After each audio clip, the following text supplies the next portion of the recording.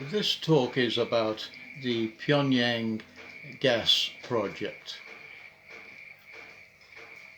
About a month ago, the Minister for Petroleum and Energy, Karenga Kua, broke off negotiations with ExxonMobil over the proposed extension to the LNG PNG gas project that starts in Pyongyang and will run a pipeline to Moro in the Southern Highlands province and then down the Kakori River Valley um, and then to the undersea pipeline to Port Moresby. The talk is really about the failure of the Pyongyang extraction pipeline negotiations, the mistakes that have been made with the setup of the original Papua New Guinea LNG project, the legal and policy framework of LNG project, and how there is worse to come, and what Papua New Guinea should do. As I've said, Pyongyang is in the western province in a very isolated area, the Nomad area, and it's close to the Southern Highlands province border. The pipeline would then run across the Basavi plain north of Mount Basavi, across the mountains and go to Moro in the Southern Highlands province for some processing. And then it would go down the Kakori Valley to the undersea pipeline that runs to Port Moresby for export. Before I start with the analysis, I wanted to say something that in the past week, because we've been thinking about this for over a month, but in the past week things have moved very fast in the world economy. Certainly with the coronavirus, downturn in China, the collapse of oil prices due to the oil war between Russia and Saudi Arabia, and the spiraling down of world markets. And really the only good thing that you could say is that as a result of all that tragedy, the price of gold has gone up, and that of course is to the benefit of Papua New Guinea. I've been watching the Strickland Basavi Moro area for about 30 years now. First with Chevron, then with Oil Search, now with Exxon. And this is what I've seen.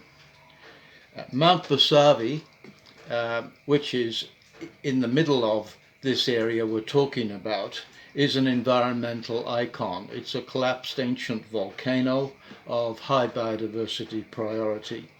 It's still got no legal environmental protection, and its people are very much throwaway people with no future. They're ignored round the board by their own politicians and by the big companies. They are isolated, neglected communities. There are no roads into this area, and it is they are very vulnerable to extractive initiatives because of their isolation and their poverty. Over the years we've seen the loggers try to get in there. Fortunately we managed to keep the loggers out. We've seen oil, and we've now seen gas. Mount Basavi area has actually benefited very little from the oil and the gas. Basically the extractive industries, the oil and the gas industries, have very poor community outreach.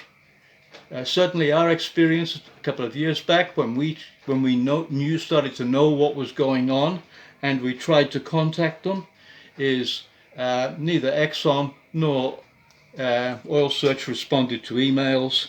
They didn't return telephone calls. Finally we went to Moro. I went in company with an officer from WWF, World Wildlife Fund, and to raise these issues, and essentially they were fairly small issues about the Mount Basavi people needing decent communications. That is, they needed some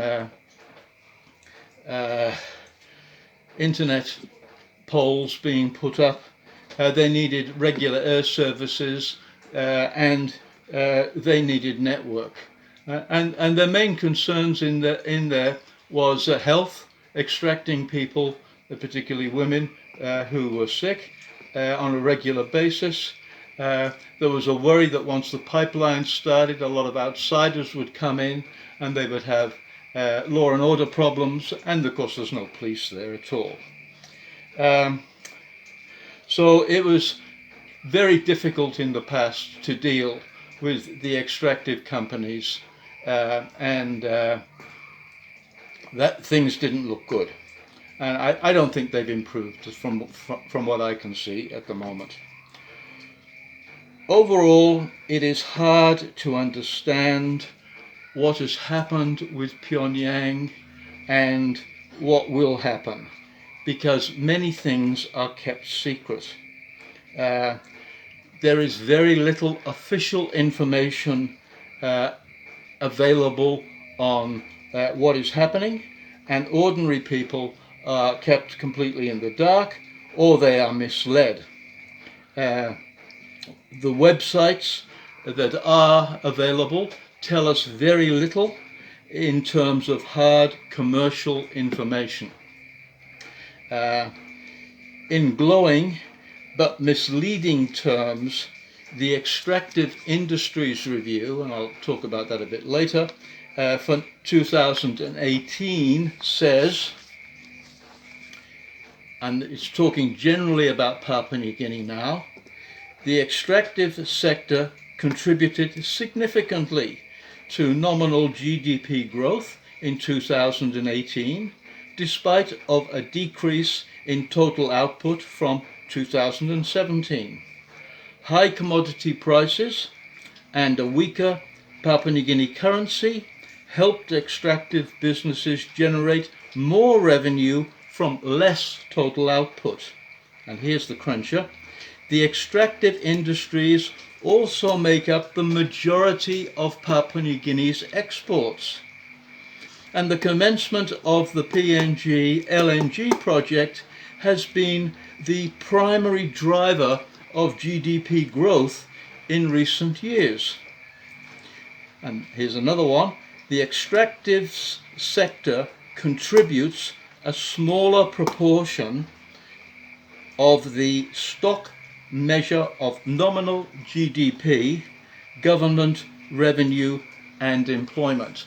Now, this is written by a bunch of accountants who are hired in order to look at the impact of the extractive industries on the Papua New Guinea economy. And it's written in economist, accountant type language. What does it mean?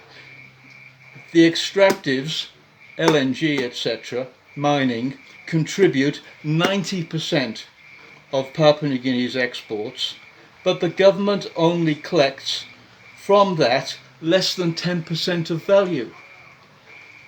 That, in a sense, is monumentally stupid. The only reason why non-renewable resources should be extracted is for the money that they bring to the government.